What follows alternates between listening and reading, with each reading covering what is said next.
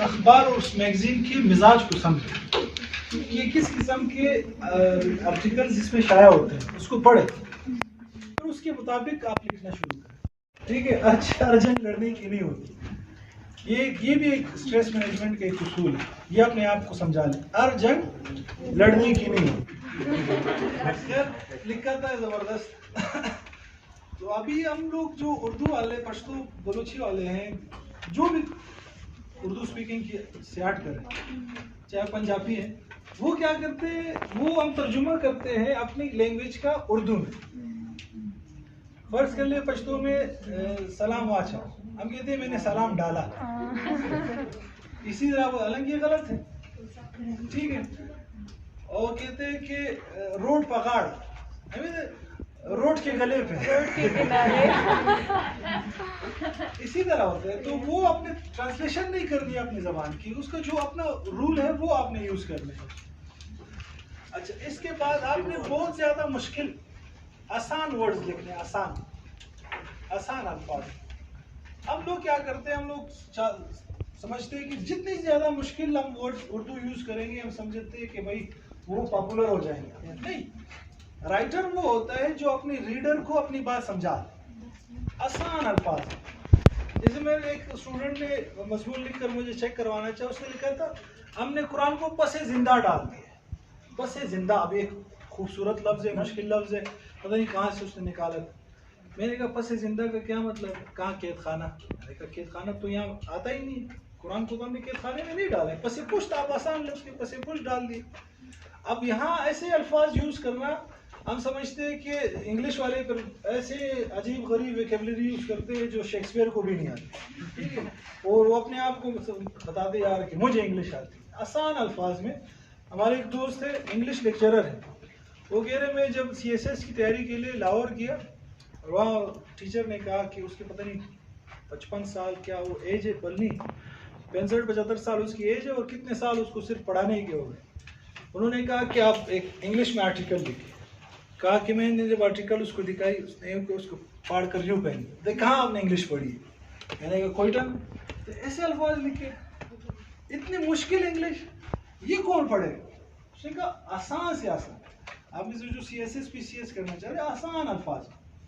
ठीक है, आसान अल्फाज आपके पास होने चाहिए वोकैबुलरी, उसमें आप अपनी बात समझाएं। अच्छा, उसके बाद आप इसमें ये इस चीज का ख्याल रखिए कि पैराग्राफ, ऐसा ना हो कि आपका पूरा आर्टिकल अलिफ से शुरू हो जाए और यहाँ पे कोई भी इसमें पैराग्राफ ना हो। और एग्जाम में भी हम अक्सर इस तरह करते हैं, कोई पैराग्राफ नहीं होता, वो बिल्कुल लाइन से ऐसे होता है। आप उसमें पैराग्राफ लाए, मतलब ये आपने एक यहाँ पैराग्राफ हो गया। जब पैराग्राफ लिखने के बाद एक उसूल है कि आपने फिर एक लफ्ज की जगह छोड़ देनी नेक्स्ट पैराग्राफ, चाहे उर्दू में चाहे इंग्लिश में। किसी के पास कोई बुक है? ये आप देखें, ये पैराग्राफ खत्म हो रहा है, नेक्स्ट पैराग्राफ में एक लफ्ज की जगह छोड़िए, अगला पैराग्राफ खत्म हो रहा है, फिर एक लफ्ज की जगह छोड़िए। अगर आप थीसिस राइट कर रहे हैं, इसका ख्याल रखिए। ठीक है, आपके मार्क्स इसी तरह उर्दू में भी आप जब देखेंगे एक लफ्ज छोड़कर वो नेक्स्ट पैराग्राफ स्टार्ट करते हैं। इससे राइटिंग आपकी अच्छी होगी, और जो चेक करने वाला है वो उससे मुतासिर हो जाएगा, उसकी जो नज़रों पे वो चीज़ बोझल नहीं पड़ेगी। लेकिन आप विदाउट पैराग्राफ लाइनिंग वो चीज़ बोझल हो जाती है। हाशिया, जिसको आप लाइन बोलते हैं। बाज़ लोग खास करके एग्जाम में क्या करते हैं, अभी ये फर्ज के लिए पेपर है, तो यहाँ और यहाँ इतना बड़ा आशय, इतनी जगह खाली यहाँ छोड़ देते हैं, इतनी खाली यहाँ छोड़ देते हैं, ताकि शीट ज्यादा से ज्यादा बढ़ जाए। इस तरह नहीं, जो उसके उसूल है 1 फुट के बकदर बस आप आशय लगा लें, और अगर पहले से लगा हुआ है फिर तो उसके लगाने की जरूरत ही नहीं।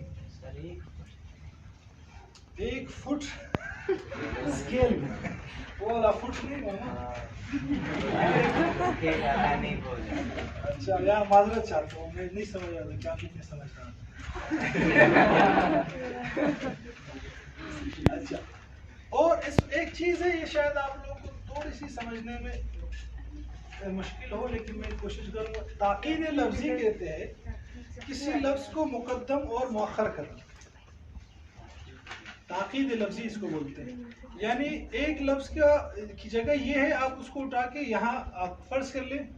एक ऐसे में चेक कर रहा था, उसमें था कि ये कौम आबाद ज्यादातर दीर के इलाके में है। ये सही है? ये वर्ड, ये जुमला सही है? क्या होगा ये सही? ये कौम ज्यादातर आबाद दीर के इलाके में,